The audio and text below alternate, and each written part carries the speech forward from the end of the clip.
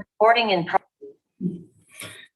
विद्यार्थिनींनो, पाठीमागच्या तासाला आपण समावेशक शिक्षणाची तत्वे कोणती आहेत याच्या संदर्भाने विचार करायला सुरुवात केली होती आणि जी नेमकी तत्वे आहेत ती तत्वे कोणती आहेत हे मी तुम्हाला मुद्द्यांच्या स्वरूपामध्ये त्याची माहिती दिलेली होती. आजच्या तासाला आपण समावेशक शिक्षणाची जी तत्वे आहेत त्या तत्वांचा थोडक्यात अर्थ किंवा त्या तत्वांचं थोडक्यात विश्लेषण आजच्या तासाला आपण विचारात घेऊया. एक सर्वसमावेशक शिक्षणाची तत्वे मी तुम्हाला विशद करताना असं सांगितलं होतं की सर्वांसाठी शिक्षण किंवा सर्वांना अध्यापन, टीचिंग ऑल स्टुडंट्स किंवा एज्युकेशन फॉर ऑल, सर्वांसाठी शिक्षण हे एक महत्वाचं तत्व, महत्वाचं प्रिन्सिपल समावेशक शिक्षणाचा असलेलं दिसून येतं. आता सर्वांसाठी शिक्षण याच्यामध्ये मी पाठीमागच्या पिरियडला त्याचं थोड्याफार प्रमाणात विश्लेषण केलेलं होतं. पुन्हा एकदा त्याची थोडक्यात माहिती देऊन सर्वसमावेशक शिक्षणाचं पुढचं तत्व कोणतं आहे किंवा पुढील तत्वाकडे विचार मी तुमच्या समोर मांडेल. सर्वांसाठी शिक्षण, एज्युकेशन फॉर ऑल किंवा सर्वांना अध्यापन, टीचिंग फॉर ऑल स्टुडंट. त्याच्यामध्ये अध्ययनार्थीचा जर आपण विचार केला, अध्ययनार्थी म्हणजे विद्यार्थी, या विद्यार्थ्याचा जर एका दृष्टीने आपण विचार केला तर तो विविध मार्गाने अध्ययन करत असतो. म्हणजे कोणताही विद्यार्थी हा केवळ एक आणि एक मार्गाने अध्ययन करत नाही, एक आणि एक मार्गाने तो शिकण्याचा प्रयत्न करत नाही. त्याला शालेय जीवनामध्ये आणि शालाबाह्य जीवनामध्ये अनेक प्रकारचे अनुभव मिळत असतात आणि त्या अनुभवातून किंवा निरीक्षणामधून वेगवेगळ्या प्रकारचं ज्ञान तो प्राप्त करत असतो आणि त्याचं आकलन करत असतो आणि त्याला प्राप्त झालेलं ज्ञान आणि त्याने आकलन केलेलं ज्ञान याचा तो त्याच्या दैनंदिन जीवनामध्ये उपयोग करत असतो. म्हणून शिक्षकाने देखील अध्यापन करताना अध्यापनामध्ये एकसूत्रीपणा किंवा एकसुरीपणा न ठेवता अध्यापनामध्ये विविधता आणली पाहिजे. कारण प्रत्येक विद्यार्थी जो आहे किंवा प्रत्येक अध्ययनार्थी जो आहे त्या अध्ययनार्थीची किंवा विद्यार्थ्याची अध्ययन करण्याची जी शैली असते किंवा अध्ययन करण्याची त्याची जी सवय असते किंवा अध्ययन करताना तो जे विचार करतो, जी कृती करतो, ती कृती करण्याची किंवा विचार करण्याची जी त्याची शैली असते ती शैली ही वेगवेगळी असते. म्हणजे प्रत्येक विद्यार्थी अध्ययनाच्या दृष्टिकोनातून जर आपण विचार केला तर प्रत्येक विद्यार्थी हा दुसऱ्या विद्यार्थ्यापेक्षा वेगळा असतो. म्हणून शिक्षकाने समावेशक शिक्षण पद्धतीचा उपयोग शिक्षण पद्धतीमध्ये केला पाहिजे. आता समावेशक शिक्षण पद्धतीचा उपयोग केला पाहिजे असं ज्यावेळेस आपण म्हणतो किंवा ह्या तत्वाचा ज्यावेळेस आपण विचार करतो त्यावेळेस एक गोष्ट आपण लक्षात ठेवायची असते की समावेशक शिक्षणामध्ये सर्व गुणवैशिष्ट्यांनी युक्त असणाऱ्या किंवा भिन्न भिन्न असणाऱ्या विद्यार्थ्यांचा शिक्षण प्रणालीमध्ये किंवा शिक्षण पद्धतीमध्ये किंवा वर्ग व्यवस्थेमध्ये समावेश झालेला असतो. मग ते विद्यार्थी कुशाग्र बुद्धिमत्तेचे असतात, सामान्य बुद्धिमत्तेचे असतात किंवा विशेष गरजा असणारे असतात किंवा दिव्यांग विद्यार्थी असलेले दिसून येतात किंवा दृष्टीदोष असणारे दिसून येतात, कर्णबधिर असलेले दिसून येतात किंवा मूकबधिर असलेले दिसून येतात किंवा शरीराच्या वेगवेगळ्या प्रकारच्या इंद्रियांच्या बाबतीत ते अपंग झालेले असतात.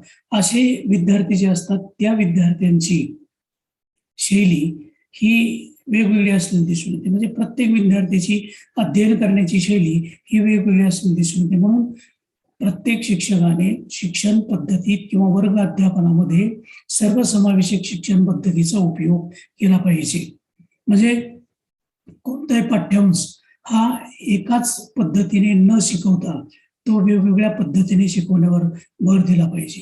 म्हणजे एखादा घटक असेल तर त्या घटकामध्ये जो आशय असेल त्या आशयाला अनुसरून काही प्रसंग विद्यार्थ्यांना ऐकवावेत किंवा त्या आशयाला अनुसरून काही चित्र असतील, तक्ते असतील, नकाशे असतील, कोष्टक असतील, आकृती असतील, प्रतिकृती असतील तर त्या विद्यार्थ्यांसमोर मांडाव्यात किंवा त्याच्या सहाय्याने अध्यापन करण्याचा प्रयत्न करावा. किंवा काही संकल्पना असतात, काही व्याख्या असतात, काही शब्द असे असतात की ते शब्द पटकन समजत नाही. अशा वेळी त्या शब्दांचा किंवा त्या वाक्यांचा अर्थ व्यवस्थितरित्या शिक्षकाने स्पष्ट करून सांगावा. तसंच फक्त शिक्षकाने अध्यापन न करता विद्यार्थ्यांना काही वर्ग अध्यापनामध्ये कृती करायला लावाव्यात. म्हणजे विद्यार्थ्यांचा जास्तीत जास्त सहभाग घेण्यावरती भर द्यावा. म्हणजे या ठिकाणी सर्वसमावेशक शिक्षण पद्धतीचा अवलंब शिक्षकाने केलेला आहे हे आपल्याला दिसून येईल किंवा हे आपल्याला जाणवेल. याचे अर्थात ही सर्वसमावेशक शिक्षण पद्धतीचा ज्यावेळेस अवलंब करायचा असतो त्यावेळेस ती अचानकपणे ती पद्धती शिक्षकाला अंमलात आणता येत नाही, तर त्यासाठी त्याला योग्य रीतीने नियोजन करावं लागतं. म्हणून सर्वसमावेशक शिक्षण पद्धतीमध्ये सर्वांसाठी शिक्षण किंवा सर्वांना अध्यापन, टीचिंग ऑल फॉर स्टुडंट, तुम्ही जे वर्गात शिकवता, शिक्षक जे वर्गामध्ये शिकवेल ते सर्व साधारण विद्यार्थी समोर ठेवून शिकवू नये किंवा सामान्य विद्यार्थी समोर ठेवून शिकवू नये, कुशाग्र बुद्धिमत्तेचे विद्यार्थी समोर ठेवून शिकवू नये, अपंग विद्यार्थी किंवा दिव्यांग विद्यार्थी समोर ठेवून शिकवू नये किंवा जे विद्यार्थी कमी बुद्धिमत्तेचे आहेत किंवा मतिमंद आहेत असे विद्यार्थी समोर ठेवून शिकवू नये. तर त्या विद्यार्थ्यांची अध्ययन शैली नेमकी कोणती आहे याचा त्याने विचार करून वर्गामध्ये आशय किंवा पाठ किंवा पाठ्यांश अध्यापनाच्या ओघात शिकवण्याचा त्याने प्रयत्न केला पाहिजे. म्हणून सर्वांसाठी अध्यापन हे समावेशक शिक्षण पद्धतीचे एक महत्वाचं तत्व असलं दिसून येते किंवा महत्वाचं प्रिन्सिपल असलं दिसून येतं. आता त्याच्यानंतर दुसरं एक महत्वाचं तत्व आहे, म्हणजे या तत्वाचा ज्यावेळेस आपण विचार करतो मी सर्वांसाठी अध्यापन, त्यावेळेस एक 4-5 गोष्टी शिक्षकाने मगाशी मी सांगितल्या पण त्या लक्षात ठेवल्या पाहिजेत. पुन्हा मी त्याविषयी थोडक्यात तुम्हाला सांगेन की एकाच पाठ्यांशाचे विविध प्रकारे, विविध तंत्राने, विविध अध्यापन पद्धतीने अध्यापन करावं. इतर दुसरे म्हणजे अध्यापनामध्ये विविधता आणण्यासाठी शिक्षकाने त्याचे जे सहकारी असतील त्या सहकार्यांशी वेळोवेळी चर्चा करून अध्यापनामध्ये विविधता कशी आणता येईल याचा देखील विचार केला पाहिजे. त्याचबरोबर वर्ग अध्यापन करताना विद्यार्थ्यांच्या ज्या सूचना आहेत, विद्यार्थ्यांच्या ज्या प्रतिक्रिया आहेत किंवा विद्यार्थ्यांचे जे प्रश्न आहेत हे लक्षपूर्वक शिक्षकाने ऐकून घेतलं पाहिजे आणि विद्यार्थ्यांची पार्श्वभूमी कोणती आहे किंवा विद्यार्थ्यांची क्षमता कोणती आहेत हे शिक्षकाने लक्षात घेतलं पाहिजे. म्हणजे ही 4-5 बाबी शिक्षकाने जर वर्ग अध्यापन करताना विचारात घेतल्या तर आपोआप अध्यापनामध्ये विविधता आलेली दिसून येईल. म्हणून सर्वांसाठी अध्यापन हे एक महत्वाचं तत्व समावेशक शिक्षण पद्धतीचं असलं आपल्याला दिसून येतं. त्यानंतर मी दुसरं एक तत्व तुम्हाला पाठीमागच्या तासाला सांगितलं होतं ते म्हणजे विविध क्षमतांचा शोध. विविध क्षमतांचा शोध शिक्षक आणि विद्यार्थी यांचा सहसंबंध हा फक्त शालेय किंवा वर्ग अध्यापनापुरताच मर्यादित असतो असं नाही. तो वर्गाबाहेर म्हणजे शालेय वातावरणात विद्यार्थी ज्यावेळेस वावरत असतो त्यावेळेस देखील आवश्यक सहसंबंध शिक्षकाने विद्यार्थ्यांशी किंवा विद्यार्थ्यांनी शिक्षकांची ठेवले पाहिजे हे शालेय वातावरणामध्ये किंवा शालेय जीवनामध्ये अपेक्षित असलं दिसून येतं. आता हे का ठेवायचं, असे उत्कृष्ट प्रकारचे मानवी सहसंबंध किंवा विद्यार्थी शिक्षक सहसंबंध का निर्माण करायचे किंवा असे सहसंबंध जाणीवपूर्वक का निर्माण करायचं त्याचं एक महत्वाचं कारण असलेलं आपल्याला दिसून येतं की प्रत्येक विद्यार्थ्यामध्ये वेगवेगळ्या प्रकारची कलागुण असतात, वेगवेगळ्या प्रकारची कौशल्य असतात, वेगवेगळ्या प्रकारच्या क्षमता असतात, त्यांचे वेगवेगळ्या प्रकारचे दृष्टिकोन असतात, त्यांना वेगवेगळ्या प्रकारच्या कृती करायला आवडत असतात. शिक्षक ज्याप्रमाणे त्यांना सूचना देतो त्याप्रमाणे ते प्रतिक्रिया देण्याचा प्रयत्न करत असतात. त्यांच्या क्षमतेनुसार त्यांच्या ज्या प्रतिक्रिया असतात त्या प्रतिक्रिया शिक्षकाने जाणून घेतल्या पाहिजे. थोडक्यात त्यांच्यामध्ये जे कलागुण आहेत ते कलागुण शिक्षकाने शोधून त्यांना त्याच वेळी किंवा त्यावेळी प्रोत्साहन दिलं पाहिजे.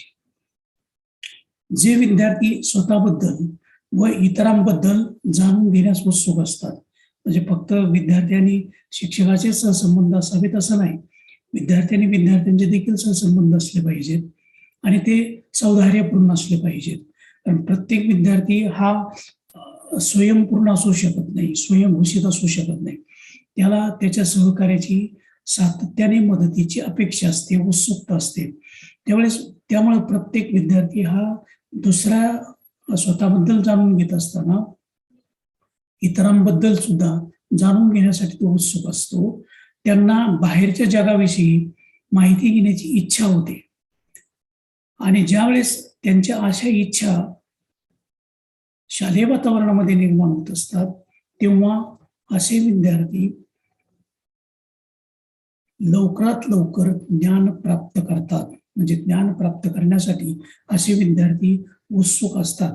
तसेच इतर मुलांना असे विद्यार्थी समजून घेण्यासाठी मार्गदर्शन करतात, त्यांना सक्षम बनवण्याचा प्रयत्न करतात. म्हणून शिक्षकांनी या तत्वाचा अवलंब केला पाहिजे. म्हणजे नेमकं काय, की या तत्वाचा अवलंब करण्यासाठी काही गोष्टी शिक्षकाने समोर ठेवल्या पाहिजे किंवा काही गोष्टी शिक्षकाने लक्षात ठेवल्या पाहिजे. मी 2 बाबी सांगितल्या या ठिकाणी, की विविध क्षमतांचा शोध. प्रत्येक विद्यार्थ्यामध्ये वेगवेगळ्या प्रकारच्या क्षमता किंवा कलागुण असतात, ते ओळखून त्यांना प्रोत्साहन दिलं पाहिजे. प्रोत्साहन का दिलं गेलं पाहिजे, तर त्यांच्या क्षमता ओळखून जर त्यांना प्रोत्साहन दिलं गेलं तर त्या विद्यार्थ्यांची ज्ञानामृत किंवा ज्ञान घेण्याची जी आवड असते, जी इच्छा असते, ती पूर्ण होण्याची शक्यता अधिक असते. त्याचबरोबर फक्त विद्यार्थी शिक्षकाकडूनच ज्ञान प्राप्त करतो असं नाही, त्याचे जे सहकारी असतात त्या सहकार्यांनाही तो जाणून घेण्याचा प्रयत्न करत असतो. सहकार्यांना जाणून घेण्यासाठी तो उत्सुक असतो. बाहेरच्या जगाविषयीचे ज्ञान आहे, जगामध्ये कोणत्या घटना घडामोडी घडतात, समाजामध्ये कोणत्या घटना घडामोडी घडतात, ह्या जाणून घेण्यासाठी तो सातत्याने प्रयत्न करत असतो. आणि असे विद्यार्थी जे असतात, ते विद्यार्थी जे जे ज्ञान प्राप्त होत असतं ते ज्ञान लवकरात लवकर आत्मसात करतात. म्हणून शिक्षकाने इतर मुलांना समजून घेण्यासाठी, इतर म्हणजे शालेय जे विद्यार्थी आहेत त्या विद्यार्थ्यांना समजून घेण्यासाठी काही बाबी किंवा काही गोष्टी शिक्षकाने लक्षात ठेवल्या पाहिजेत. का लक्षात ठेवल्या पाहिजेत, तर त्याशिवाय त्याला त्या विद्यार्थ्यामध्ये क्षमता आहेत किंवा नाहीत, असतील तर कोणत्या क्षमता आहेत हे शिक्षकाला सहजपणे ओळखता येणं किंवा पडताळून पाहता येणं शक्य होईल. तर कोणत्या गोष्टी लक्षात ठेवल्या पाहिजे विद्यार्थ्यांच्या क्षमता ओळखण्यासाठी किंवा क्षमतांचा शोध घेण्यासाठी? एक पहिली गोष्ट म्हणजे विविध अध्ययन कृतीची निर्मिती करावी. म्हणजे एखादा पाठ किंवा एखादा पाठ्यांश, एखादा प्रयोग असेल, एखादं गणिताचं उदाहरण असेल, भूमितीमधलं प्रमेय असेल, ऐतिहासिक घटना किंवा घडामोडी असतील, भौगोलिक काही गोष्टी असतील किंवा विज्ञानामधल्या काही प्रयोग किंवा संज्ञा संकल्पना असतील, तर त्या स्वतः विद्यार्थ्याने अभ्यासाव्यात. त्यासाठी त्याला वेगवेगळ्या प्रकारे प्रोत्साहन दिलं पाहिजे, वेगवेगळ्या पद्धती त्याला समजून सांगितल्या पाहिजे, की जेणेकरून तो स्वतः अध्ययन करायला प्रवृत्त होईल. म्हणजे ज्यावेळेस विद्यार्थी स्वतः अध्ययनशील बनतो त्यावेळेस त्याच्यामध्ये असलेले जे सुप्त गुण असतात किंवा त्याच्यामध्ये असलेल्या ज्या क्षमता असतात त्या क्षमतांचा शिक्षकाला सहजपणे शोध घेता येतो. म्हणजे एखादा विद्यार्थी गणित विषयामध्ये हुशार असेल तर तो गणितीय क्षमता त्याची चांगली आहे सहजपणे शिक्षक ओळखू शकेल. एखाद्या विद्यार्थ्याला विज्ञानाची आवड असेल तर वैज्ञानिक दृष्टिकोन किंवा वैज्ञानिक दृष्टिकोन जोपासण्याची क्षमता त्याच्यामध्ये आहे हे सहज शिक्षक ओळखू शकेल. एखाद्या विद्यार्थ्याला ऐतिहासिक घटनांचे प्रसंग उद्धृत करण्याचा किंवा सादर करण्याचा, पाठांतर करण्याचा किंवा ते सादर करण्याची आवड असेल तर ऐतिहासिक घटना आणि घडामोडी लक्षात ठेवणे किंवा त्या सादर करणे किंवा त्याचा संग्रह करणे यासारख्या आवडीनिवडी किंवा क्षमता शिक्षक सहजपणे ओळखू शकतो. म्हणजे त्याच्यामधल्या विषयाच्या अनुषंगाने वेगवेगळ्या प्रकारच्या क्षमता आहेत त्या क्षमता सहजपणे ओळखता येतील. किंवा एखाद्या विद्यार्थ्याला चित्रकलेची आवड असेल, एखाद्या विद्यार्थ्याला खेळण्याची आवड असेल, एखाद्या विद्यार्थ्याला गाण्याची आवड असेल, एखाद्या विद्यार्थ्याला संगीताची आवड असेल, म्हणजे त्याच्यामधली जी गुण वैशिष्ट्ये आहेत, कौशल्य आहेत त्याचा शोध घेण्यासाठी त्याला अध्ययनार्थी कसं बनवता येईल याचा प्रयत्न शिक्षकाने केला पाहिजे. म्हणजे वेगवेगळ्या प्रकारच्या अध्ययन कृतीची निर्मिती शिक्षकाने केली पाहिजे. त्याशिवाय त्याच्यामधल्या क्षमतांचा त्याला शोध घेता येणार नाही.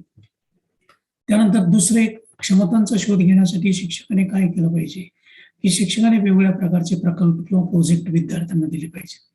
प्रोजेक्ट जर दिले गेले विद्यार्थ्यांना, मग ते विज्ञानाच्या संदर्भात असतील, गणिताच्या संदर्भात असतील, इतिहास, भूगोल, समाजशास्त्राच्या संदर्भात असतील किंवा अन्य कोणत्याही विषयाच्या संदर्भात असतील किंवा जे वर्तमान समस्या आहेत त्या समस्यांच्या संदर्भात प्रकल्प असतील, तर विद्यार्थी ते प्रकल्प तयार करण्याचा, त्या प्रकल्पाच्या सहाय्याने काही नवीन माहिती, नवीन कृती, नवीन निर्मिती करण्याचा प्रयत्न करतो. म्हणजे विद्यार्थ्याला जर प्रकल्प दिला, प्रोजेक्ट दिला, तर त्याच्यामध्ये क्रिएटिव्हिटी निर्माण व्हायला एक प्रकारे मदत होते. पण विद्यार्थ्याला सातत्याने प्रकल्प दिले गेले पाहिजेत, त्याशिवाय क्षमतांचा शोध घेता येणार नाही. तसंच आणखी एक महत्वाचं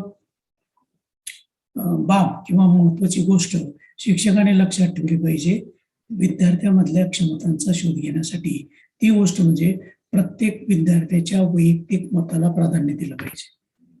शिक्षक एक असला तरी आणि त्याच्या वर्गामध्ये, तो ज्या वर्गाला शिकवतो त्या वर्गामध्ये 30 विद्यार्थी, 40, 50, 60, 70 किती विद्यार्थी असो, त्या शिक्षकाच्या दृष्टीने प्रत्येक विद्यार्थी हा समान आहे. मग तो कोणत्याही जातीचा, कोणत्या धर्माचा, कोणत्याही वंशाचा असो, तो हुशार असो किंवा मध्यम बुद्धिमत्तेचा असो किंवा कमी हुशार, कमी बुद्धिमत्तेचा असो, शिक्षकाच्या दृष्टीने हा प्रत्येक विद्यार्थी हा सारखाच असतो. विद्यार्थी कोणत्याही गुणवैशिष्ट्याने युक्त असो किंवा नसो, पण त्याच्याकडे काहीतरी विचार मांडण्याची क्षमता असतेच. त्याने जे वैयक्तिक विचार मांडलेले आहेत, वर्गाध्यापन करताना असेल किंवा वर्गबाह्य कृती करताना असेल किंवा वर्गातल्या वेगवेगळ्या प्रकारच्या कृती करताना असेल, जर त्याने आपलं मत मांडलं तर ते शिक्षकाने विचारात घेतलंच पाहिजे. कारण ते त्याचं मत हा त्याचा एक विचार असतो, त्या विचारातून त्याचं मत तो मांडत असतो, त्या मतानुसार तो कृती करणार असतो. ज्यावेळेस तो कृती करत असतो त्यावेळेस त्याच्यामधल्या क्षमता ह्या जागृत होत असतात, विकसित व्हायला एक प्रकारे त्या क्षमतांना मदत होत असते. म्हणून विद्यार्थ्याची वैयक्तिक मतं आहेत, ती मतं किंवा विचार किंवा त्याच्या ज्या प्रतिक्रिया आहेत त्या प्रतिक्रिया प्रत्येक शिक्षकाने समजून घेतल्या पाहिजेत. चौथी एक महत्वाची गोष्ट आहे, स्वतः व इतरांबद्दल कुतूहल व शोध घेण्यासाठी पूरक वातावरण निर्मिती करा.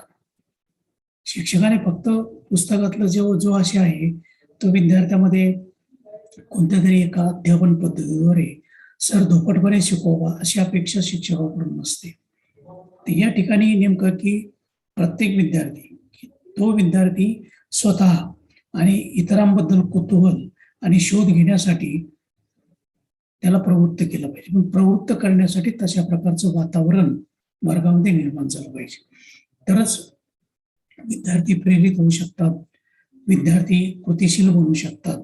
म्हणून विद्यार्थ्यामध्ये ज्या क्षमता आहेत त्या क्षमतांचा शोध घेण्यासाठी पूरक वातावरण निर्मिती केली पाहिजे. त्यानंतर आणखी एक महत्वाची गोष्ट शिक्षकांनी लक्षात ठेवली पाहिजे की विद्यार्थ्यांना यशस्वी होण्यासाठी संधी मिळेल व ते शोधतील या दृष्टीने त्यांच्याशी सातत्याने चर्चा करावी. म्हणजे अपॉर्च्युनिटी विद्यार्थ्यांना वर्गामध्ये दिलीच पाहिजे. जर विद्यार्थ्यांना अपॉर्च्युनिटी दिली नाही किंवा फक्त शिक्षक केंद्रित अध्ययन करण्याचा शिक्षकाने प्रयत्न केला किंवा शिक्षक केंद्रित अध्ययन अध्यापन करण्याचा जर प्रयत्न शिक्षकाने केला तर विद्यार्थ्यांना संधी मिळणार नाही. त्याच्या ज्या अपेक्षा आहेत, त्याची जी विचारसरणी आहे, त्याच्याकडे जे कौशल्य आहेत, त्या कौशल्यांच्या विकासासाठी त्याला वेगवेगळ्या प्रकारच्या संधी दिल्या पाहिजे.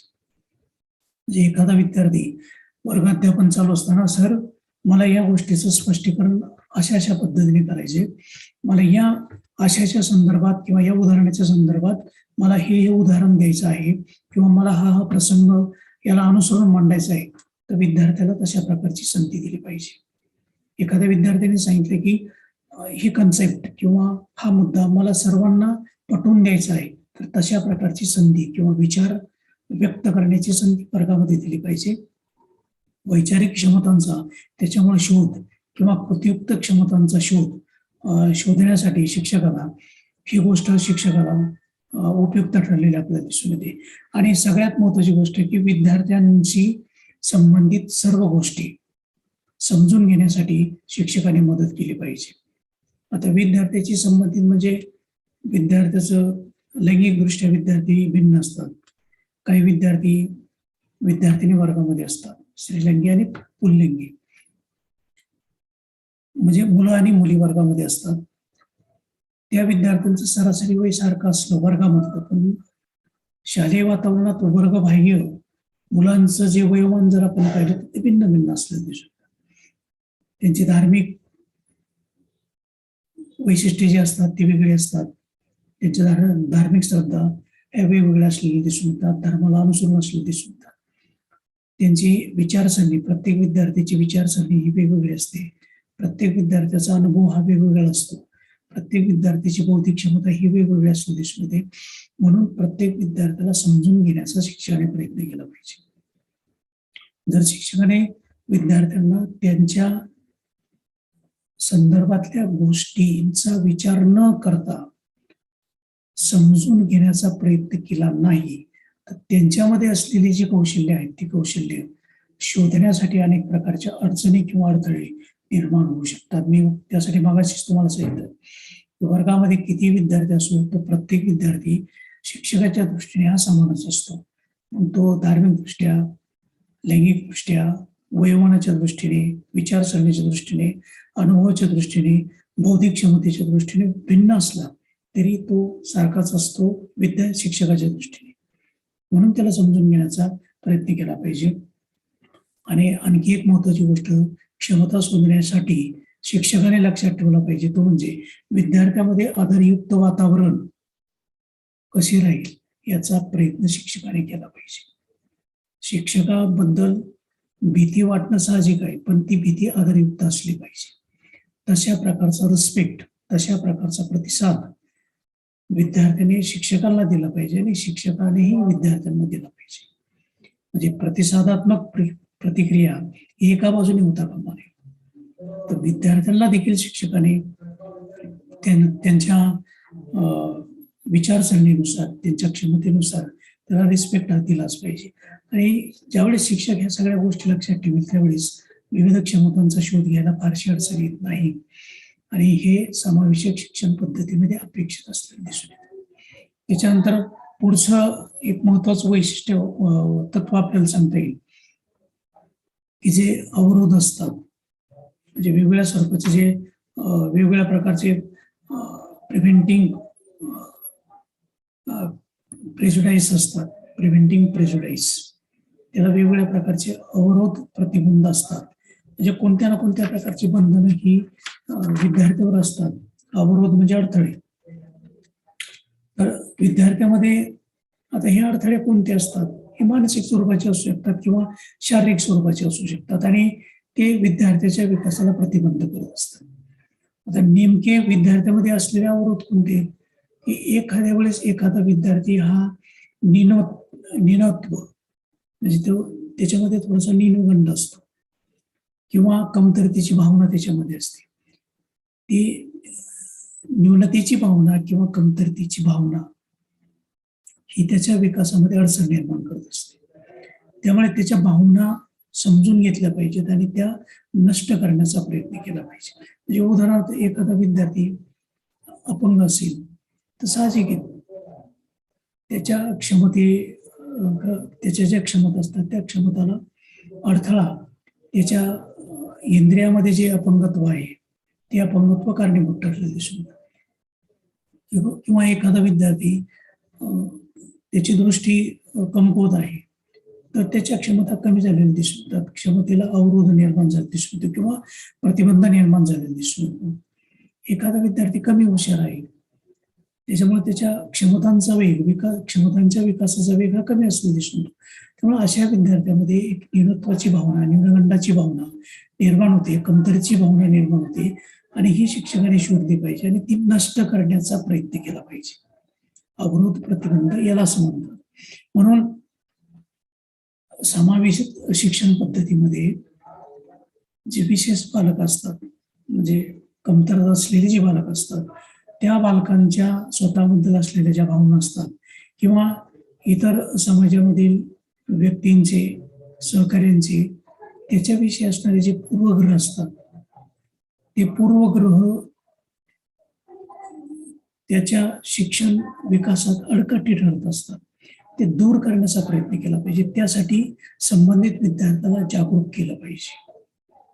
यासाठी शिक्षकाने काही गोष्टी लक्षात ठेवल्या पाहिजे. म्हणजे अवरोध प्रतिबंध करण्यासाठी शिक्षकाने काही गोष्टी शालेय समाजामध्ये लक्षात ठेवल्या पाहिजे. त्यामधली पहिली गोष्ट आहे की विद्यार्थ्यामध्ये असणाऱ्या सर्व भावना आणि वृत्तीविषयी संवाद साधला पाहिजे. प्रत्येक विद्यार्थ्यामध्ये कोणत्या ना कोणत्या प्रकारच्या भावना असतात. त्याला असं वाटतं की मला असं मत मांडावं. एखादा प्रसंग असेल, तो प्रसंग त्याने अनुभवला असेल, त्याच्या बाबतीत त्याला जे काही दुःख झाले असेल, त्याला जो काही आनंद झाले असेल, त्याला जे काही यश प्राप्त झाले असेल, त्याला काही अपयश प्राप्त झाले असेल, त्याला एखाद्या परीक्षेमध्ये यश आलेलं नसेल, एखादं उदाहरण त्याला सोडवता आलं नसेल, एखादा प्रयोग त्याला करता आलेला नसेल किंवा एखाद्या प्रश्नाचे उत्तर त्याला देता आलेलं नसेल, तर त्या विद्यार्थ्याच्या ज्या भावना आहेत किंवा त्याच्या अनुषंगाने त्याची जी वृत्ती आहे किंवा त्याची जी प्रतिक्रिया आहे, ती प्रतिक्रिया शिक्षकाने जाणून घेण्यासाठी त्याच्याशी संवाद केला पाहिजे. म्हणजे त्याच्यामध्ये न्यूनत्वाची जी भावना आहे ती त्यामुळे कमी व्हायला एक प्रकारे मदत होईल. उदाहरणार्थ एखादा विद्यार्थी चाचणी परीक्षेमध्ये 7 विषयांपैकी 4 विषयांना नापास झाला. त्याच्यामध्ये कमतरतेची किंवा न्यूनत्वाची भावना निर्माण होते. पण शिक्षकाने त्याला त्याच्याशी संवाद साधला पाहिजे. तो काय केलं पाहिजे की जेणेकरून तो परीक्षेमध्ये व्यवस्थित गुण मिळवू शकशील किंवा व्यवस्थित तो अभ्यास करू शकतील. या दृष्टीने शिक्षकाने त्याच्याशी संवाद साधून त्याला प्रोत्साहन दिलं पाहिजे. म्हणजे त्याचे जे प्रतिबंध आहेत, वैयक्तिक, मानसिक किंवा शारीरिक प्रतिबंध, ते दूर व्हायला एक प्रकारे मदत झालेली दिसून येते. पण म्हणून ही गोष्ट शिक्षकाने लक्षात ठेवली पाहिजे. आणि दुसरी एक महत्वाची गोष्ट आहे की मर्यादा आणि नियम स्पष्टपणे मांडले पाहिजे. मग ते विद्यार्थी असेल किंवा शिक्षकाने असेल, पण शिक्षकाने एक गोष्ट लक्षात ठेवली पाहिजे की प्रत्येक विद्यार्थ्याच्या काही मर्यादा आहेत. जसं शिक्षकालाही काही मर्यादा आहेत, त्या मर्यादा किंवा शालेय वर्गाध्यापनाचे नियम असतील, शालेय जीवनात जीवन जगत असताना किंवा शालेय समाजामध्ये वावरत असताना काही नियम असतात. ते नियम मग ते शिस्तीविषयक असतील, उपस्थितीविषयक असतील, वर्ग व्यवस्थापनाच्या बाबतीत असतील, प्रशासनाच्या बाबतीत असतील, नियोजनाच्या बाबतीत असतील किंवा आयोजनाच्या बाबतीत असतील, ते हे नियम जे आहेत ते शिक्षकाने स्पष्टपणे मांडले पाहिजेत की जेणेकरून ते नियम किंवा त्याच्या मर्यादा एकदा विद्यार्थ्याला समजल्या की विद्यार्थी त्याच्यामध्ये इन्व्हॉल्व्ह होण्याचा, त्याच्यामध्ये सहभागी होण्याचा जास्तीत जास्त प्रयत्न करत असतो. बऱ्याचदा आपल्याला नियम किंवा त्याच्या मर्यादा माहीत नसल्यामुळं विद्यार्थी त्या प्रवाहापासून बाहेर राहण्याचा प्रयत्न करतात. सर्व विद्यार्थ्यांना समाविष्ट करून घेण्यासाठी कोणत्याही कृतीच्या अनुषंगाने, विषयाच्या अनुषंगाने, घटकाच्या अनुषंगाने, त्या आशयाच्या काठिण्य पातळीच्या अनुषंगाने काही मर्यादा किंवा काही नियम हे शिक्षकाने विद्यार्थ्यांना समजावून सांगितले पाहिजे, स्पष्ट करून सांगितले पाहिजे. त्याचबरोबर आता हे मर्यादा किंवा नियम जे आहेत ते अनेक त्याची उदाहरणं सांगतील. म्हणजे अध्ययनाच्या बाबतीत नियम असतील, गृहपाठ स्वाध्याय सोडवण्याच्या बाबतीत नियम असतील किंवा वेगवेगळ्या प्रकारचे प्रकल्प, प्रोजेक्ट पूर्ण करण्याबाबतचे नियम असतील. त्याच्या मर्यादा स्पष्टपणे सांगितल्या पाहिजेत. म्हणजे विद्यार्थ्याला मर्यादा आणि नियम स्पष्ट करून का सांगायचे, तर त्याचं एक महत्वाचं कारण आहे की विद्यार्थ्याला त्याची जबाबदारी समजली पाहिजे आणि त्यानुसार त्याला त्याची कर्तव्य पार पाडता आली पाहिजे. त्याच्यानंतर दुसरी एक महत्वाची गोष्ट शिक्षकांनी लक्षात ठेवली पाहिजे ती म्हणजे पूर्वग्रह दूषित शब्दांची ओळख करून दिली पाहिजे. तर पूर्वग्रह दूषित ही वृत्ती विद्यार्थ्यामध्ये जर असेल तर शालेय वातावरण बिघडायला फारसा वेळ लागत नाही. म्हणून एकमेकाबद्दल जो द्वेष आहे तो द्वेष शिक्षकाने कमी करण्याचा प्रयत्न केला पाहिजे. मग हा दोष एखादा विद्यार्थ्याच्या शिक्षकाच्या बाबतीत असेल किंवा शिक्षकांचा विद्यार्थ्याच्या बाबतीत असेल, तो दोष दूर केला तर विद्यार्थी शिक्षण प्रक्रियेमध्ये समाविष्ट होऊ शकतो. म्हणजेच त्याला पूर्वग्रह दोष द्वेष पूर्वग्रह द्वेष हा त्याला अवरोध किंवा प्रतिबंध करत असतो. त्याचं प्रमाण कमी होईल, त्यामध्ये शिथिलता निश्चितपणे यायला मदत होईल. त्याचबरोबर मुलांना त्यांच्यातील अवरोधात्मक वर्तन ओळखण्यास मदत करणे. काही विद्यार्थ्यांना समजत नाही की मला हे का समजत नाही, मला हे का कळत नाही, मला का हे येत नाही, अशी विद्यार्थ्याची भावना निर्माण दिसून येते. त्याला येतं मग मला का येत नाही. ते प्रत्येकाला जमतं, पण त्याच्या पाठीमागे विशिष्ट प्रकारचे प्रयत्न असतात. प्रयत्नातून काहीतरी ज्ञान प्राप्त होत असतं, ज्ञानातून विचारांची निर्मिती होते. विचार एकदा विद्यार्थ्याला मांडता आले व्यवस्थितरित्या तो आकलन करू शकतो, त्याचं योग्य रीतीने तो उपयोजन करू शकतो. म्हणून शिक्षकाने अवरोधांचा प्रतिबंध करण्यासाठी काही गोष्टी लक्षात ठेवल्या पाहिजे. त्याचबरोबर आणखी एक पुढचं महत्वाचं तत्व सांगता येईल ते म्हणजे सामाजिक न्यायास प्रोत्साहन दिलं पाहिजे. सोशल जस्टिस प्रमोट केलंच पाहिजे. सामाजिक न्याय, आता सामाजिक न्याय म्हणजे शाळा हे समाजाचं एक लघुरूप आहे. शाळा समाजाचं एक लघुरूप आहे. कारण समाजामध्ये आढळणारी वेगवेगळ्या प्रकारची जी वैशिष्ट्ये आहेत ती वैशिष्ट्ये शालेय समाजामध्ये आढळतात. म्हणून शाळेला समाजाची छोटीशी प्रतिकृती असं म्हणतात. म्हणजे विद्यार्थ्यांच्या दृष्टीने शाळा एक समाज आहे, लघु समाज आहे. अशा समाजामध्ये समानता व न्याय तत्वांचा अंगीकार करणे का करायचा, तर त्याशिवाय वर्गामध्ये लोकशाही वृत्तीचं वातावरण निर्माण होऊ शकणार नाही, सामाजिक वातावरण निर्माण होऊ शकणार नाही. सामाजिक किंवा लोकशाही वातावरणाची निर्मिती शाळेमध्ये किंवा वर्गामध्ये करायची असेल तर सामाजिक न्याय म्हणजे सर्वांसाठी एकच न्याय, सर्वांसाठी एकच नियम, सर्वांसाठी एकच दृष्टिकोन हा शिक्षकाने बाळगला पाहिजे. आणि समावेशित शिक्षण पद्धतीमध्ये ते अपेक्षित असतं. का अपेक्षित असतं, तर अनेक प्रकारचे विद्यार्थी वर्गामध्ये आलेले दिसून येतात. त्यामुळे प्रत्येक विद्यार्थ्याला शिक्षक समान न्याय देऊ शकेलच असं नाही, पण त्याने तशा प्रकारचा प्रयत्न केला पाहिजे. आणि त्याच्या प्रयत्नाला यश येण्यासाठी प्रत्येकाचा सहभाग म्हणजे प्रत्येक विद्यार्थ्याचा सहभाग त्याच्यामध्ये असणं अपेक्षित असेल. म्हणून सामाजिक न्यायास प्रोत्साहन दिलं पाहिजे. तर त्यासाठी काही उपाय शिक्षकांनी योजले पाहिजे. सर्वांना समान न्याय या तत्वाचा अवलंब करायचा असेल तर काही गोष्टी शिक्षकाने अंगीकारल्या पाहिजेत. काही गोष्टींचा शिक्षकाने प्रत्यक्ष वर्गामध्ये उपयोग केला पाहिजे. त्याच्यामुळे पहिली गोष्ट ती म्हणजे विविध परिस्थितींचा आढावा घेऊन तुलना कशी करायची हे विद्यार्थ्यांना शिकवावं.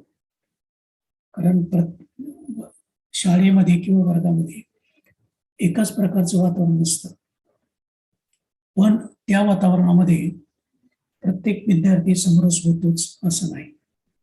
पण प्रत्येक विद्यार्थ्याला हे समजून सांगितलं पाहिजे की आहे त्या प्राप्त वातावरणामध्ये तो समरस झाला पाहिजे. जसे इतर विद्यार्थी समरस होतात तसा तोही समरस झाला पाहिजे. म्हणून विविध परिस्थितीचा आढावा घेऊन परिस्थितीजन्य अनुभव विचारात घेऊन किंवा परिस्थितीजन्य वातावरण विचारात घेऊन शिक्षकाने तसं वागण्याचा, तसं वर्तन करण्याचा शिक्षकाने प्रयत्न